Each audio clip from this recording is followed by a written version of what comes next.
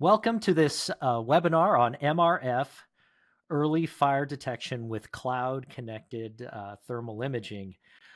Thank you for taking the time out of your schedules to join us here today. My name is David Bursell, and I'll be acting somewhat as the host for today's webinar. I'm currently part of the MoviTHERM team, and I'm responsible for business development at the company.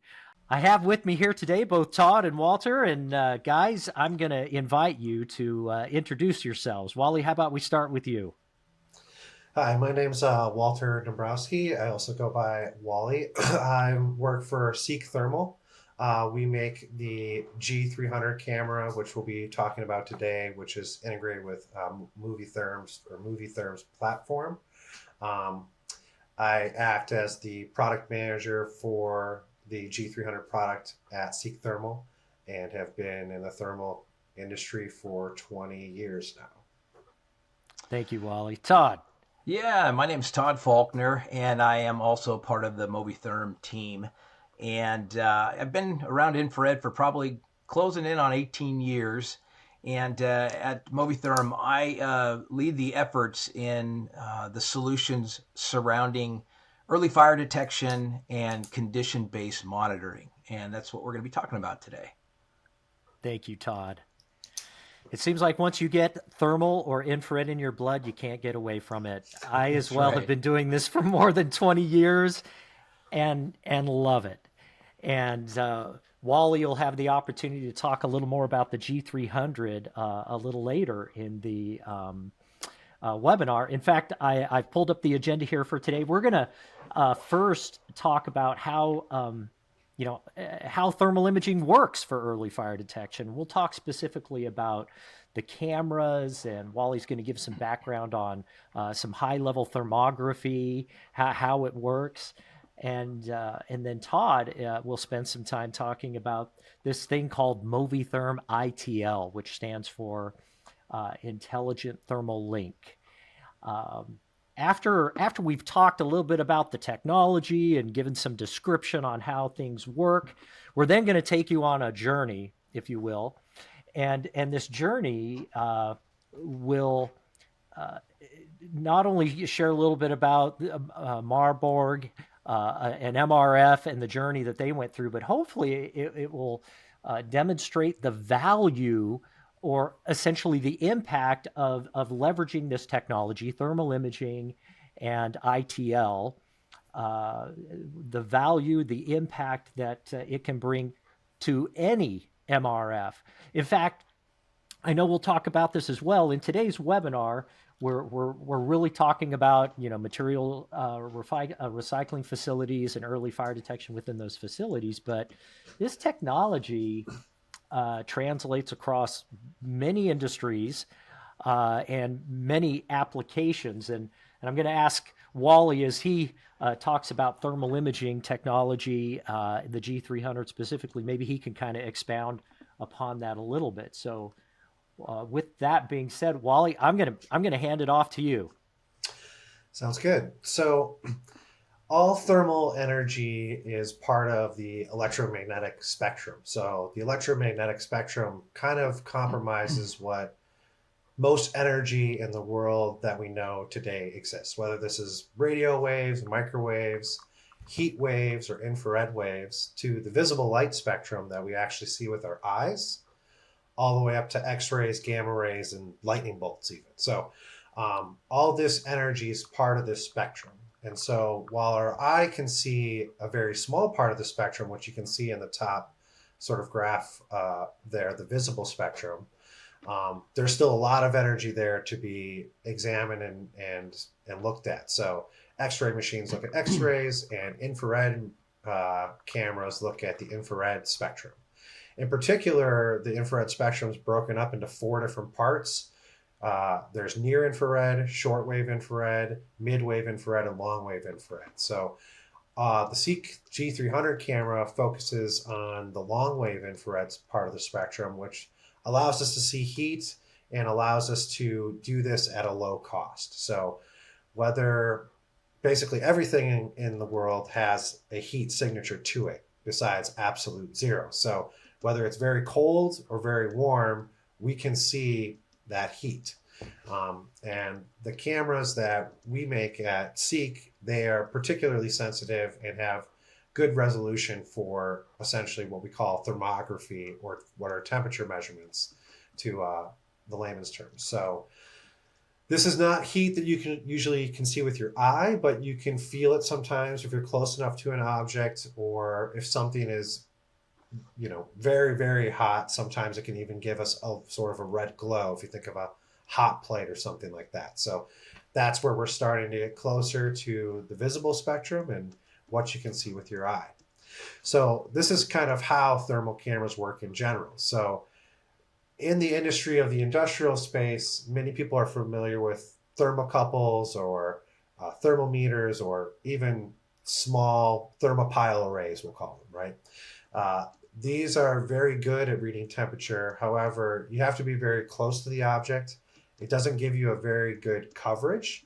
And so what a thermal camera will do, in particular with a thermal microbolometer, which is what we use at Seek, this allows you to put many thermopiles, if you will, across an entire scene and do this at distance. So the microbolometer array will take in the energy that's emitted from these objects, this heat energy, and it'll convert it into a digital count. Then we can take those counts and we can colorize them so you can see what's happening in a pile like this, where things are warmer or cooler. We can also associate a specific temperature value with that measurement. So we can actually read that something is close to 25 degrees Fahrenheit or 50 degrees Fahrenheit or 250 degrees Fahrenheit, whatever the temperature may be. So this allows us to see in all sorts of areas and regions that and read temperature over a map that basically other technologies just don't allow you to do. And how it works very well is in the particular case of early fire detection.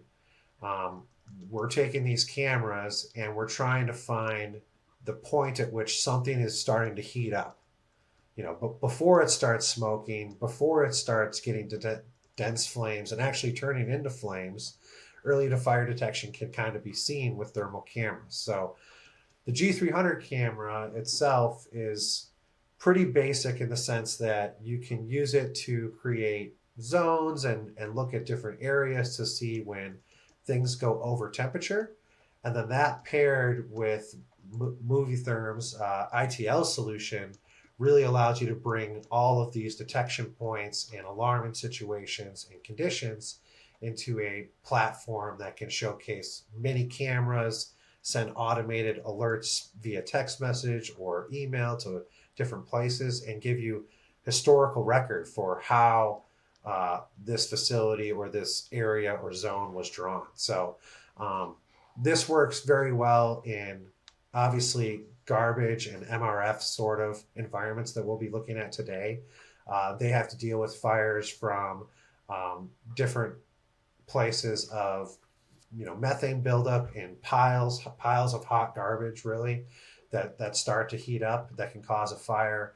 You also have a very big concern with batteries and lithium ion batteries and things of that nature that have started to slip through. So whether it's on conveyor belts, whether we're looking at these garbage piles, or even monitoring machinery to make sure that it doesn't overheat, in time, this can be used as a condition monitoring tool as well as an early fire detection system. So the camera itself, we took our skills at Seek from being one of the best thermal firefighting camera suppliers in the world to take our knowledge of the firefighting industry and our knowledge of thermal detectors and how we build cameras and apply that to the industrial space, in particular for early fire detection and for condition monitoring purposes. So the camera itself is very small. It's 50 by 50 by 110 millimeters, so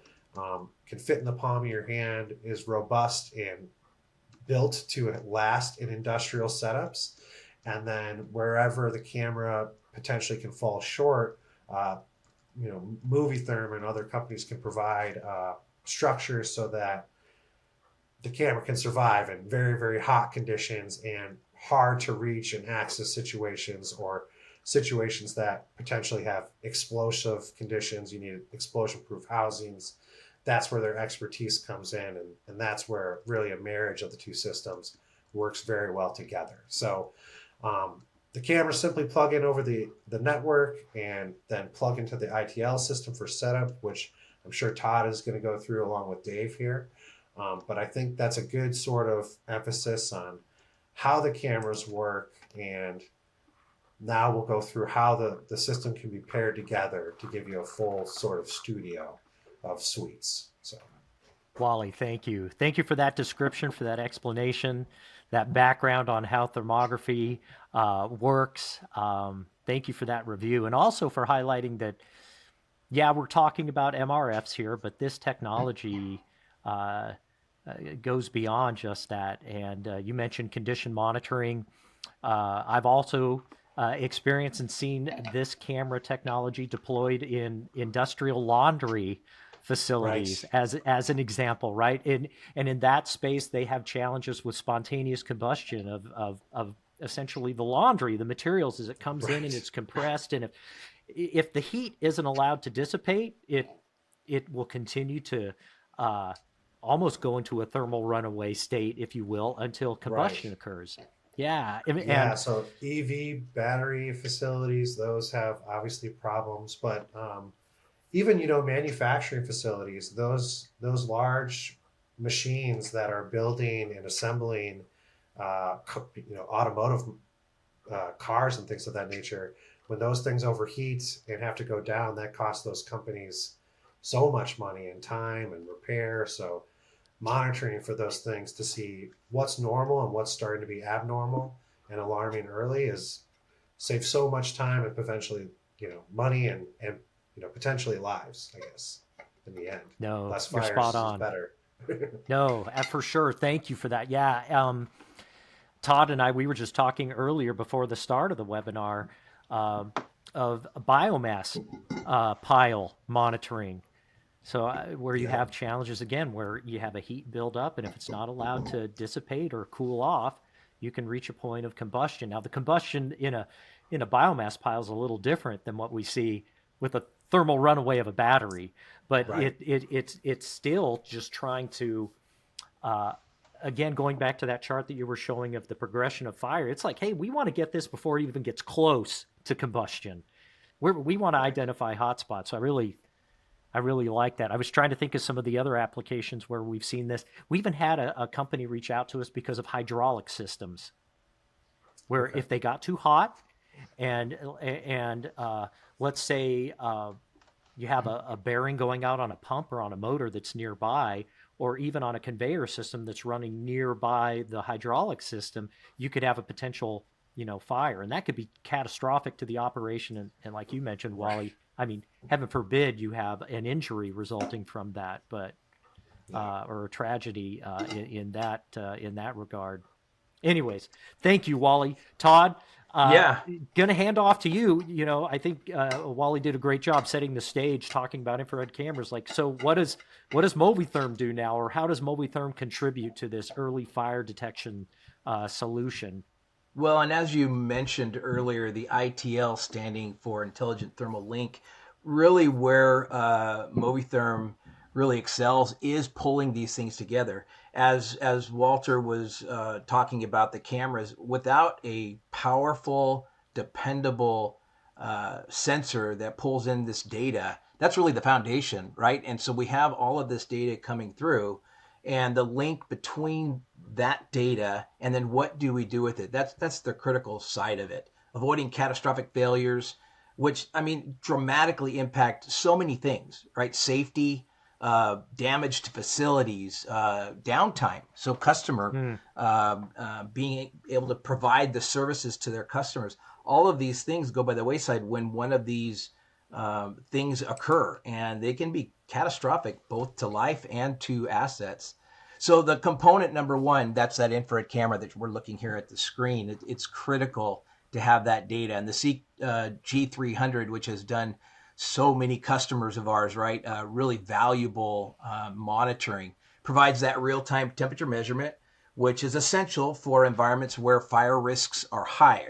We mentioned the MRF, the recycling area, but even really batteries are kind of at the core of a lot of our requests. And boy, they can come from so many different industries, but especially with recycling, because you have all of this, we'll call it fuel material around these things that once that ignition happens, boy, it's quick to become a problem.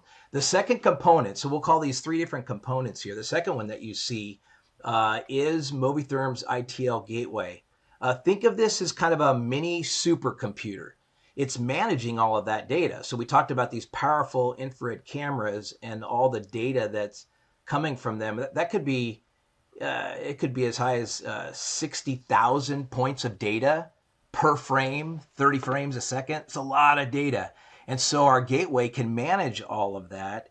And then through setting up thresholds and triggers and what do we want to do with this, it manages it 24/7. Now, the third component, that's the ITL Studio software.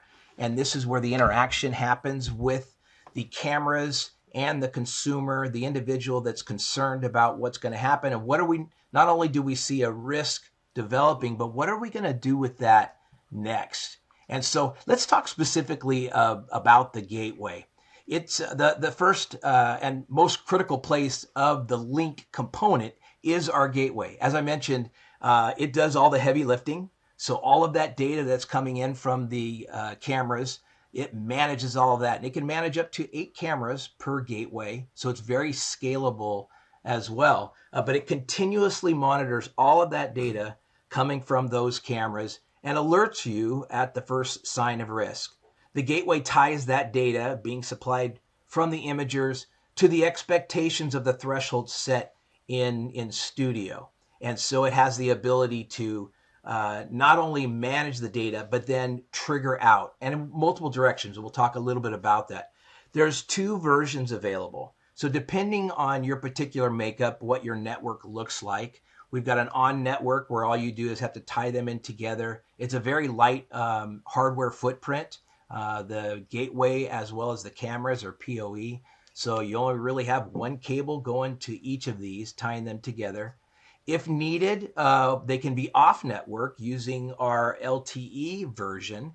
And so that allows you to be on a cellular version completely separate from an existing network. And again, just depending on the requirements of a location and some just really remote locations where that works really well. I'll mention, just because of, I think it's timely, you guys probably knew that a major carrier cell tower went down, not tower, cell service went down all across the U.S.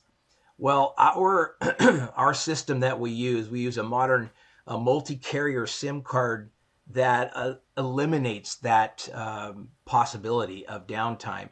And so if there were to have a particular carrier go down, it would bounce immediately to the next strongest carrier and continuously be monitoring your assets and the areas of concern for you. As the gateway continues to monitor for risk is identified, it immediately reports out that threat. So this is where I was saying it can go in 2 different directions. We'll call one of them local and the other global. Locally, it has 4 digital outputs. It could trigger, let's say, a strobe light or an alarm, a light tower. It could turn a system off. We talked about manufacturing and different scenarios. You could turn off a process if you needed to. You could set off a suppression system. So you have all these abilities to locally trigger out and cause impact on that threat. The global side of it then, and this is where it works in tandem with the software, but it can alert out now to specified entities, whether that's individuals on site, individuals off site, local fire agencies, security agencies. So as you determine who needs to know at what level of severity, it can trigger out globally as well. So let's talk about that third component, the software side of it. So the software is the interaction component. And what's amazing about this, it's cloud-based. So you'd never have to worry about updates or installing software or anything like that. It's done in the cloud, and it has the ability to update. So as features and new updates occur, that will just happen in real time. You don't have to manage that at all. It allows for lower maintenance costs, lower hardware when you're not installing software on site. And then any device that can be connected through that PoE, it is now being able to connect it into this software. So when you sit down, if you want to sit down as a dashboard and take a look and see what's happening over time. Maybe you want to look at some trends that have happened in the past where you see some spikes in temperature and you want to know why. You can go back and look at that archived data and be able to see that. Also, you can have multiple facilities. So once this dashboard is set up, you can see multiple areas, multiple locations, and then even on a site, you could have multiple buildings and structures. Maybe you've got a tip floor in one area, you've got a maintenance yard in another area. You have where your trucks, your trash trucks might be sitting. I've got some customers where they've had trucks that have had material inside of the trucks overnight catch fire. And so you have the ability to really monitor any location within a facility and break that down into views so that when there is an alarm that occurs, not only does the software alert you to it, but it drives you to the source. So yes, we have a threshold that's been breached. There's a concern. We need to take action. Where is that? It can show you immediately a text that can show you which facility. Then it can show you the layout of that particular location, where the camera is positioned that is seeing the alert, and then give you an image that identifies right where that hot spot is. It's extremely powerful to not only alert you, but drive you to the source of the problem. Because the idea behind this software is you're not sitting there watching it, right? This is happening in real time on behalf of you, so that when an alert happens, then you're notified, drive you to the source, take action based on that possible severity as well. So what does the system look like for you?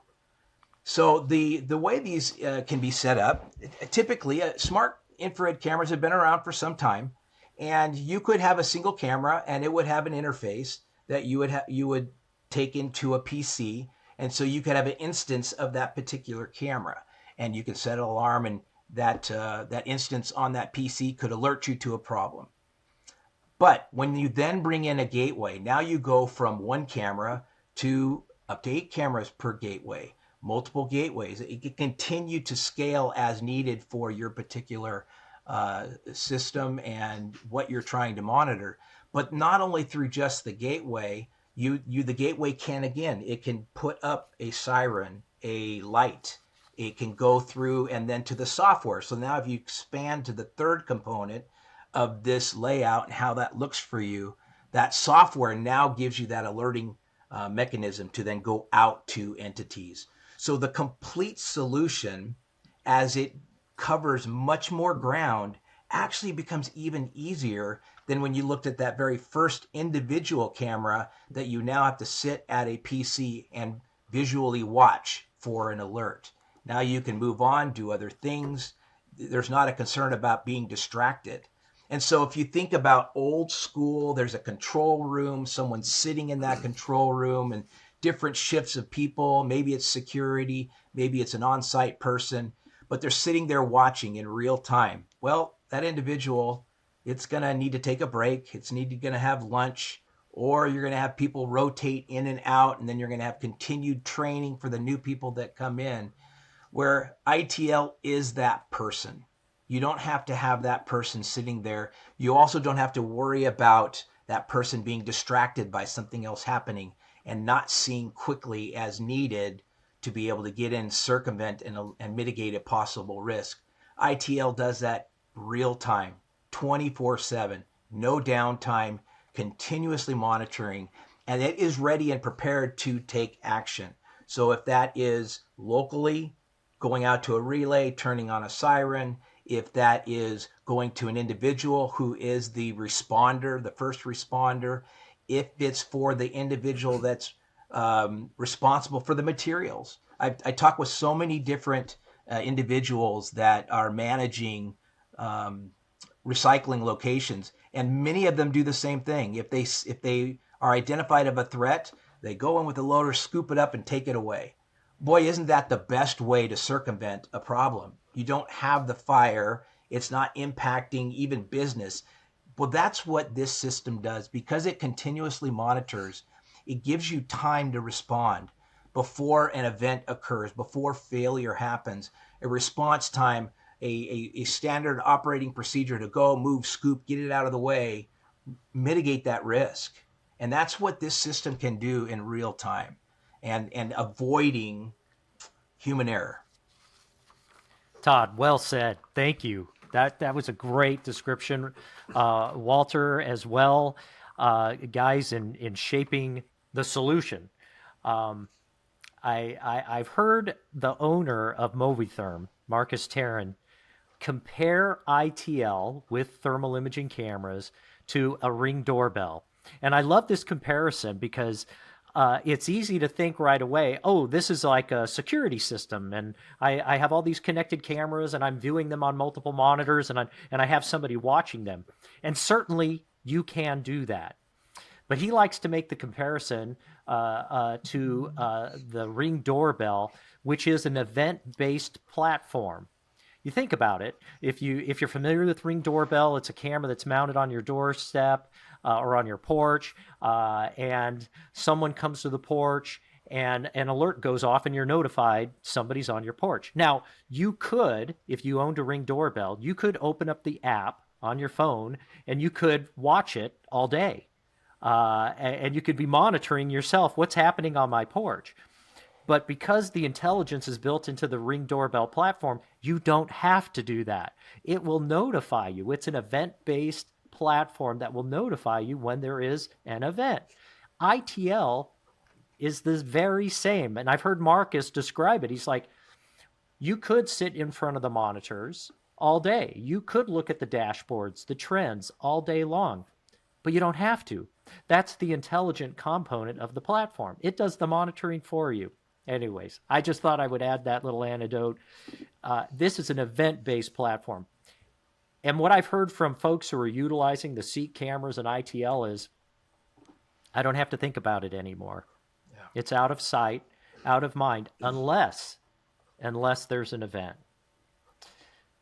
All right, we're going to shift gears a bit now, if you will, and move into the second portion of our agenda, which is to share with you the journey of an MRF that they have gone through with regards to leveraging or utilizing thermal imaging that's cloud connected in an event-based platform.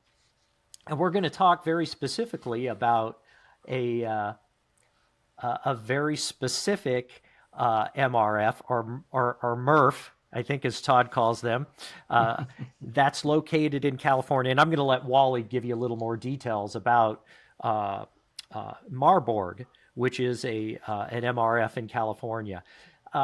There's a lot of text on this particular slide. My apologies, but for those of you who are joining our webinar who aren't familiar with MRFs or materials recovery facilities, we're just going to explain very high level what that is. You can think of it this way. An MRF sits between you as someone who perhaps prescribes to or hires someone to come and pick up your trash materials, and the dump, the final location. How I think of it is an MRF sits in the middle, and the objective and goal of the MRF is to do this: optimize or maximize the material for recycling, which could be plastics, it could be metals, it could be paper goods, and so forth. And what it does is it sorts through or looks through that material that you send, your garbage, your waste, if you will. It sorts that to optimize those recyclables, those recycling components, and minimize the amount of material that actually ends up in the dump. That's how I think of an MRF. which is an amazing and great asset in optimizing our ability to recycle and minimize what actually ends up as refuse in a dump. Some neighborhoods have trash bins, if you will. This is how it works for me. I have one for non-recyclables and I have one for recyclables, but I'm just dumping all these recyclables in there. Somebody has to go through it somewhere. And there's an MRF downstream from my trash pickup that does that. That's an MRF.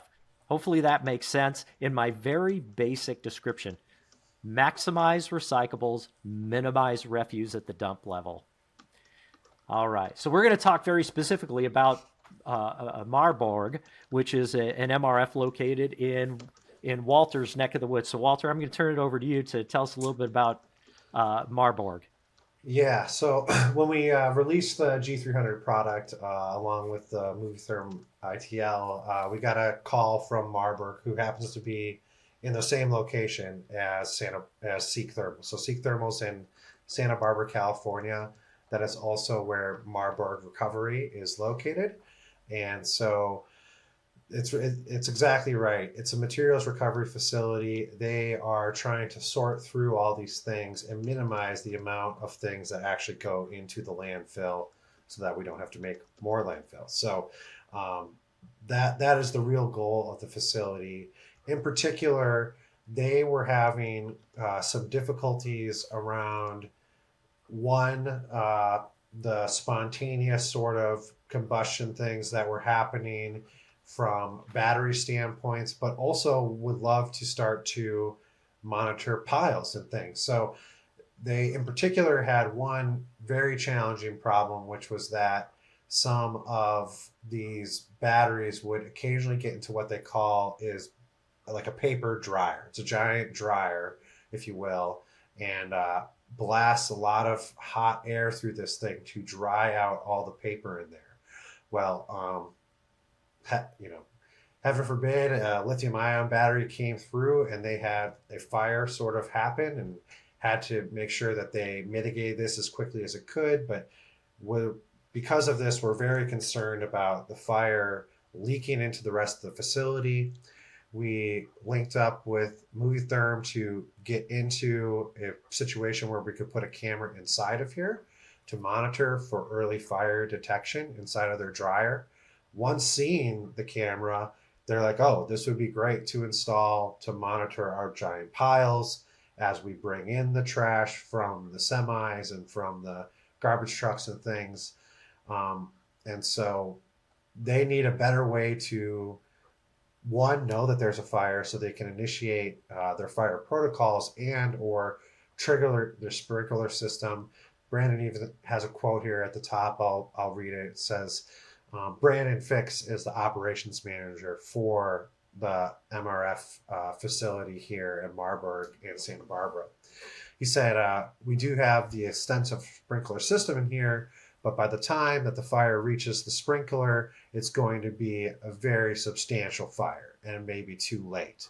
So at these facilities, if you've never been inside one of them, and you can even scroll up to the slide before, they are large facilities, several stories high. They have conveyor belts going in every which direction and hundreds of checkpoints, whether they're automated checkpoints, whether they're actual people standing on the line and physically looking at things. And even with all of these checkpoints, still batteries can get through. And so a critical piece is setting up these systems that can monitor and sort of let you know in general. And they have a very particular setup where they're running 24/7. They have facility members there mostly during the day, but there are also things that happen at night. So Brandon in particular wanted a system where he could trigger alarms to himself during the daytime and then send them even to the local fire department at nighttime. So this is really where MoviTHERM's ITL solution came in as a critical solution really for this installation. So I'll let Todd kind of explain the approach that MoviTHERM took with us to really overcome these challenges that Brandon had and MarBorg has. Yeah, thank you. And it was really it was interesting to walk through that with Brandon and talk about the different areas. And that's really what we did is we walked through their facility and identified the high risk areas. And the biggest one is the tip floor, right? It's the entry point to all of this material as it comes in. And the basis of sorting out kind of happens there as well. But as you mentioned, there's so many levels of sort where they're pulling out metals and they're blowing off the fiber and they're separating all these different levels of material so that again it can be recycled better, but also trying to sort out those higher risk materials that just pose inherent risk for an organization like this. And so we were able to identify where and talk about placement.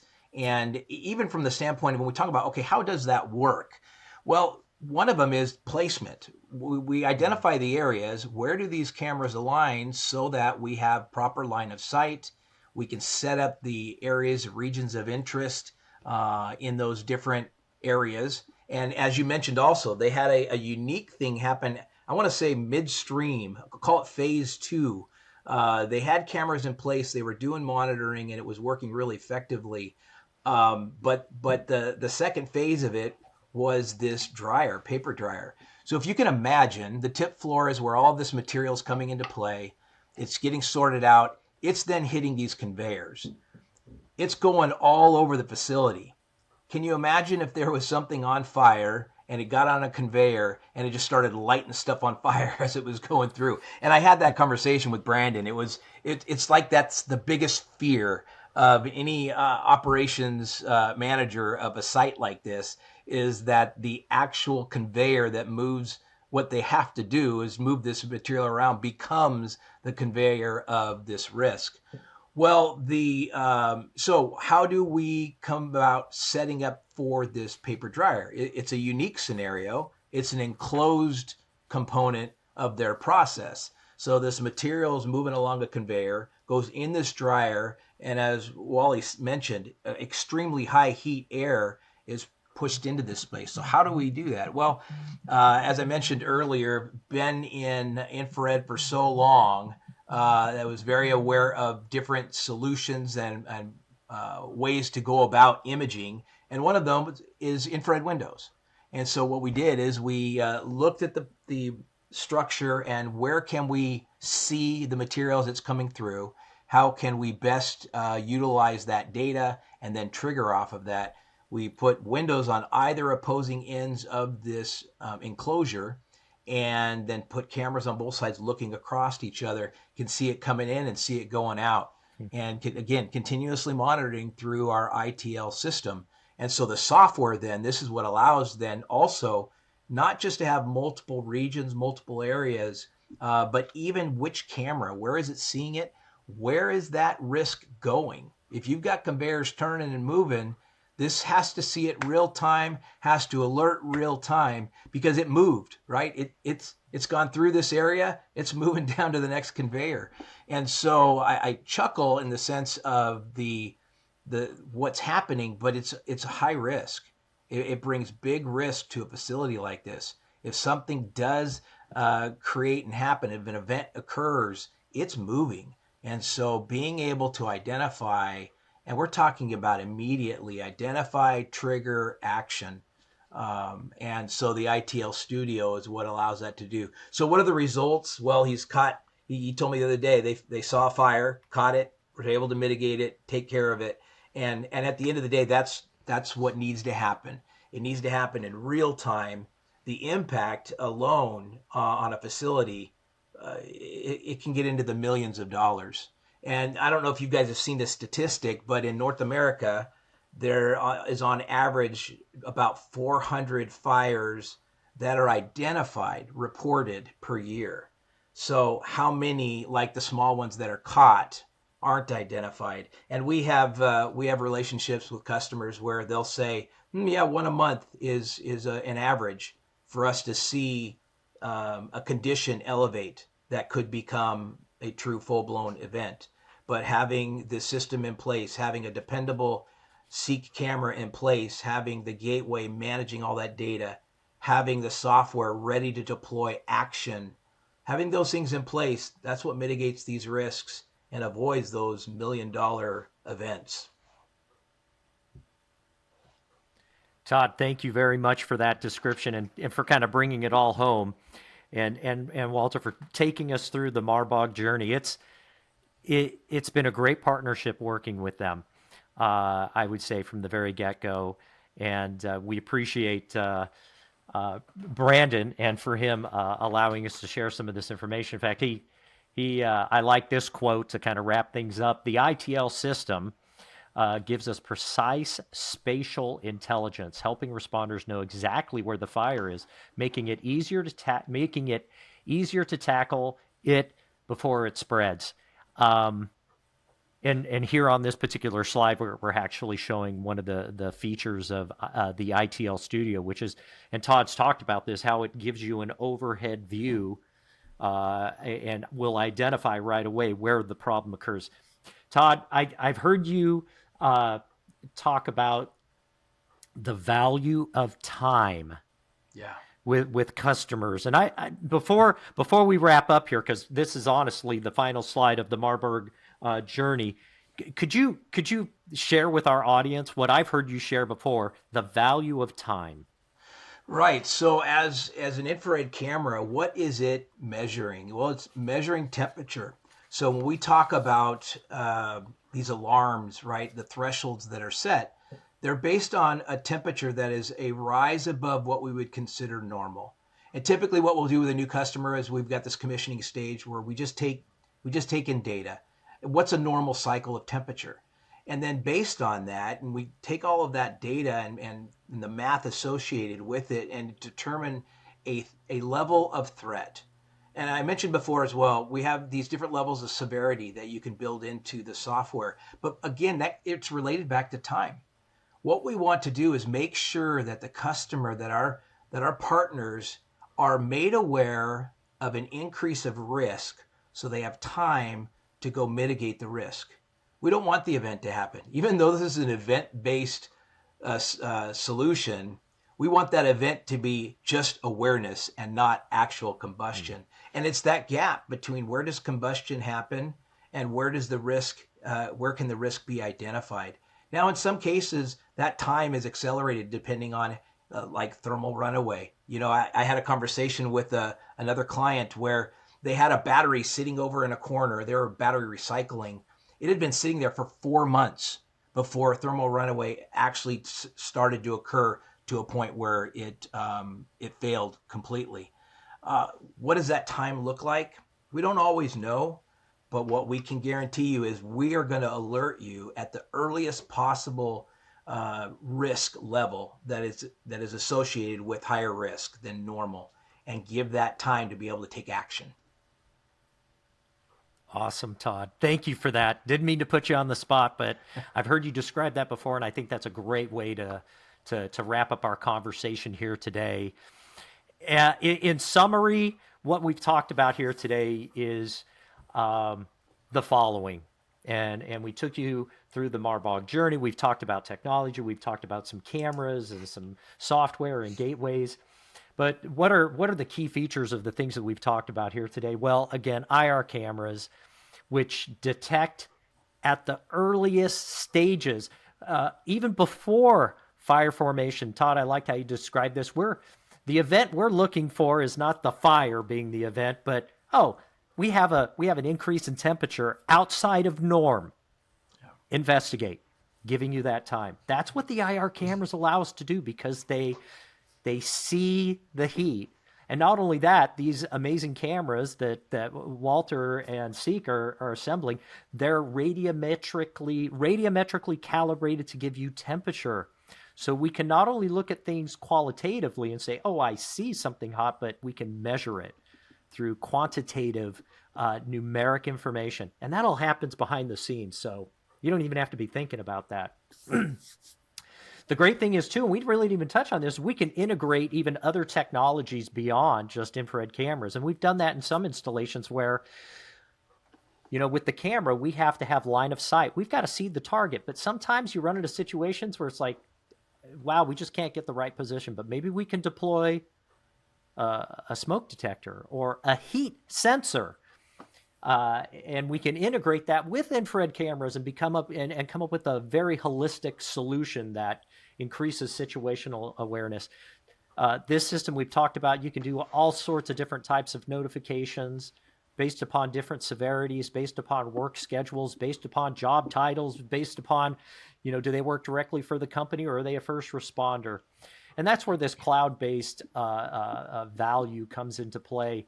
And that is, being able to collectively synchronize cameras, collectively synchronize other sensors, collectively synchronize notifications and alerts, and then also leveraging the cloud in such a way that you don't have to worry about if your system's up to date or it has the latest and greatest features or functionality. It happens automatically. I don't have to worry about operating system updates. That's a thing of the past. It's always working. It's always new. It's always latest and greatest. And that's part of this automation aspect to make sure that, everything is up to date and working properly. And then as Todd pointed out in his discussion about ITL Gateway and also ITL Studios, you can set these output controls. You could have a localized light, a localized sound alarm. You could be utilizing a PLC and turning things on and off based upon these notifications. I want to thank Todd, and I want to thank Walter again, guys. Well done. You knocked it out of the park. I appreciate your expertise, your experience working with this technology, working with customers and the different applications. Thank you for sharing that knowledge today, guys. I appreciate it. Thank our audience for also dialing in and listening to us here today. So we're going to sign off from this portion of the webinar, and now we're going to open it up to question and answers. So thank you, folks.